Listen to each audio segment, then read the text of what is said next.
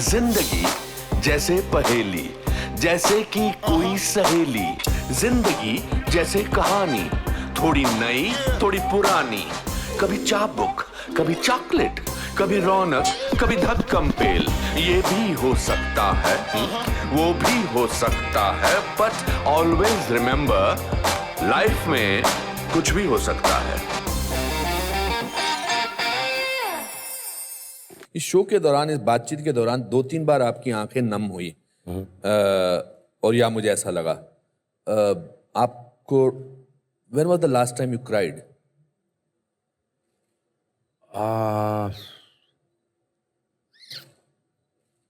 100% IPL में तो एक बार 2 बार रोआ होगा मैं। वो तो हुआ ही होगा पक्का, लेकिन वो 2-2.5 साल पहले होगा। पिछले 3 साल से रोने का मौका नहीं मिला है। But I cry lot. कभी कभी अपने माँ बाप याद आ जाते हैं, कभी कभी बहुत खुशी का जब मौका होता है तो रो पड़ता हूँ। लेकिन बाथरूम में अकेला रोता हूँ। अमूमन कोशिश करता हूँ कि बच्चे ना देखें। अकेला जाके आपको लगता है कि अगर आप बच्चों के सामने रोएंगे तो वो आपको कमजोर महसूस करेंगे? नहीं, उनके सामने भी रो चुका हूँ। अच्छा। हाँ, ऐसा नहीं, मैं काफ़ी बदअखलाक हूँ इस मामले में। उनके सामने भी रो चुका हूँ, बट अच्छा नहीं लगता। फिर वो बेचारे परेशान हो जाते हैं, और परेशान के अलावा उनका जो आई डोंट नो जो लुक होता है उनका ना, ऐसा नहीं होता कि वो दुखी हो गए, अरे ये क्या है, अगर होता है तो वो मुझे बड़ा ऑड लगता है कि मैं ऐसा रो रहा हूँ। मुझे कभी कभी डर लगता है, आजकल ना इंटरनेट का जमाना है, इंस्टाग्राम पे ना डाल दें फोटो लेकर। थोड़ा सा ऑकवर्ड लगता है हम दोनों के सामने। और फिर मेरे बच्चे जो हैं, उनका भी सेंस ऑफ ह्यूमर बहुत अच्छा है। कुछ 8-10 दिन के बाद वो मजाक उड़ाते हैं, पापा you are crying like this and all. तो मैं उनके सामने थोड़ा अवॉइड करता हूँ मैं रोना। बट आई एम सेंसिटिव, और बहुत अजीब अजीब चीज़ों पे रो पड़ता हूँ। कभी कभी सड़क पे रो पड़ता हूँ किसी को देखकर। आपको लगता है कि आपका दिल भरा हुआ है? अरे बहुत भरा रहता है हमेशा। या it's a heart full of feelings. या एंड अभी मैं यहाँ पे अगर उसके बारे में बात करूँगा मैं रो पड़ूंगा। और रोने की प्रॉब्लम नहीं है, लेकिन जिस दिन ये शो आएगा फिर बच्चे देखेंगे ऐसे तो वो थोड़ी सी प्रॉब्लम है मुझको। आपको क्या चीज सबसे ज्यादा खुशी देती है? सच मायने में, मतलब बच्चे हैं, बीवी है, घर है, हर चीज़ खुशी देती है। बट सच मायने में कैमरा जब एक्शन बोलते हैं और उसके बाद कोई ऐसा बोल देता है कि यार कुछ ठीक ठाक हो गया, सबसे ज़्यादा खुशी तब होती है।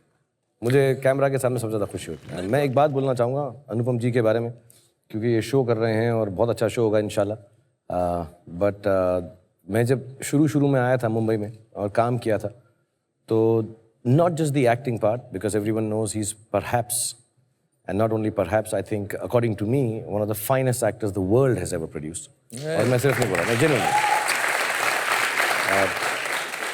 और genuinely. But apart from all that, जब पहली बार मैंने काम किया तो बहुत सारे अच्छे एक्टर्स के साथ काम किया है मैंने। इन्होंने भी किया होगा, लेकिन जो प्यार इन्होंने दिखाया, एंड उससे मेरा कॉन्फिडेंस बहुत बड़ा है।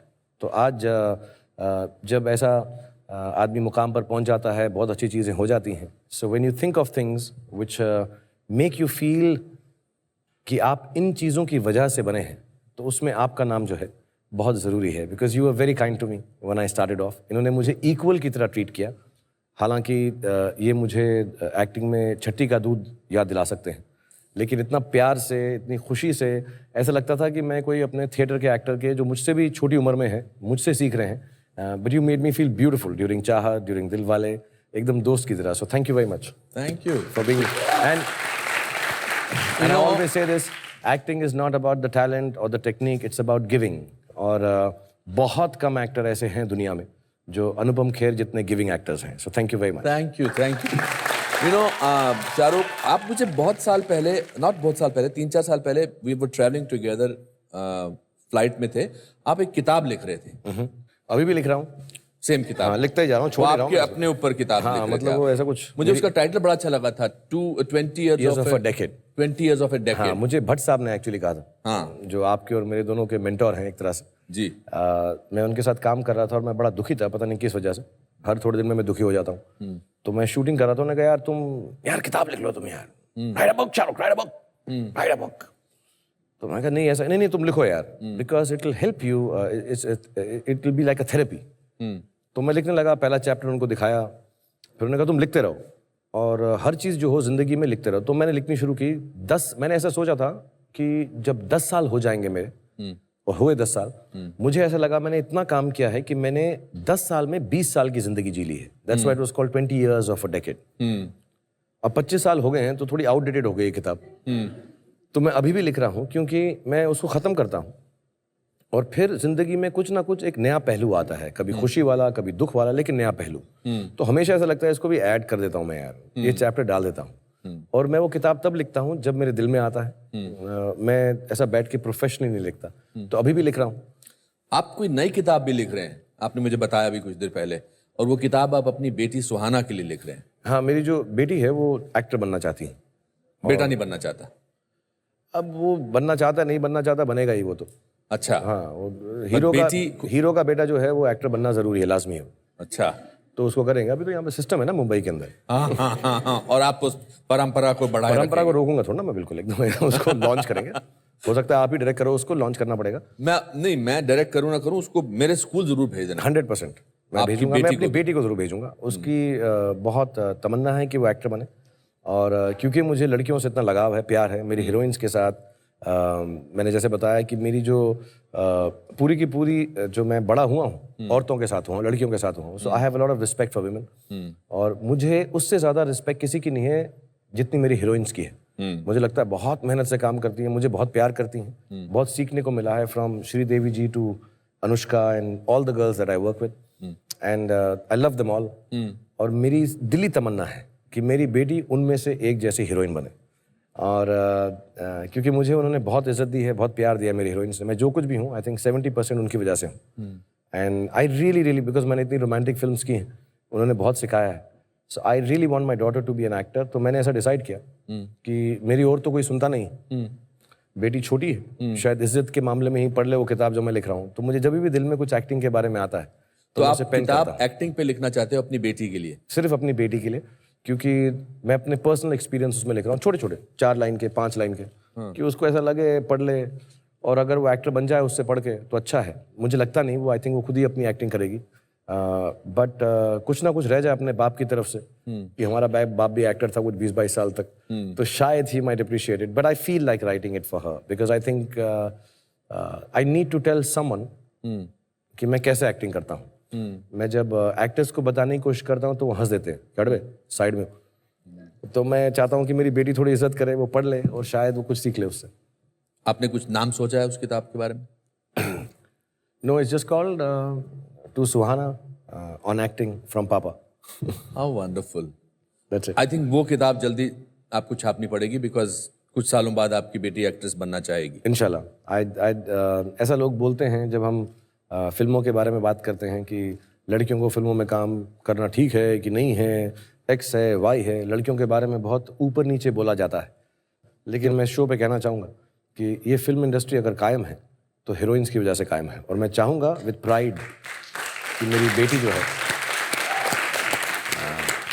जो है अगर हीरोइन बनेगी, मुझे उससे ज़्यादा गर्व या फ़ख्र किसी और बात से नहीं होगा। भगवान आपको बहुत कामयाबी दे और देगा भी।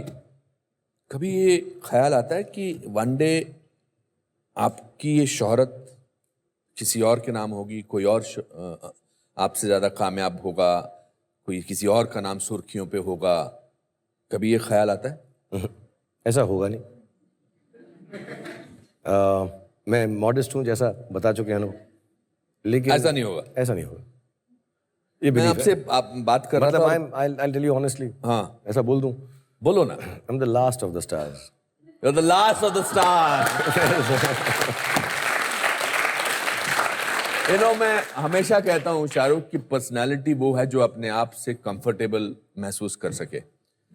आई थिंक आप इतने कंफर्टेबल हो आप खुद होने में कि आपको कोई ताकत रोक ही नहीं सकती है।